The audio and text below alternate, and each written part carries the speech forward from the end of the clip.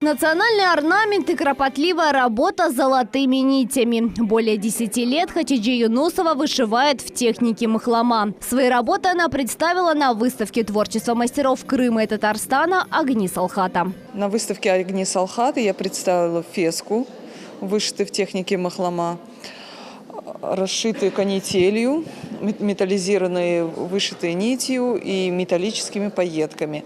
Я ее вышивала 2 недели, а также был представлен кисет, тоже ручная вышивка, техника махлома. Межрегиональный проект «Огни Салхата» стартовал в феврале и на протяжении нескольких месяцев проходил на различных площадках полуострова и Республики Татарстан. В крымскую часть экспозиции вошли различные виды изобразительного и декоративно-прикладного искусства. Подготовительный период шел достаточно долго, это порядка полугода. Но официально мероприятие началось в августе, завершилось в Казани в сентябре. Но, наверное, слово «завершилось» я не прав, потому что эхо «Огни Салхата» продолжается еще сегодня здесь, в Крыму. Более 600 работ и 62 участника из Крыма и Республики Татарстан. Цель проекта – сохранение редких видов ремесел, народного творчества и восстановление ценности ручного труда. Это образец старинной техники кружевоплетения на коклюшках. Во время работы применяется от 4 до 200 пар.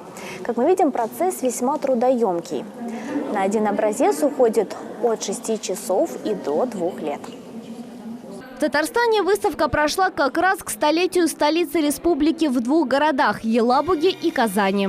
Выставка собиралась по всем регионам Республики Крым сначала на первом этапе. И только потом уже была отправлена в Республику Татарстан в рамках соглашения о межрегиональном сотрудничестве. В Крыму выставка пройдет еще в нескольких городах и поселках и завершится в Керчи 25 ноября. Севиля Миметова, Эрвин Эмиралиев, телеканал Милет, Бахчисарайский район.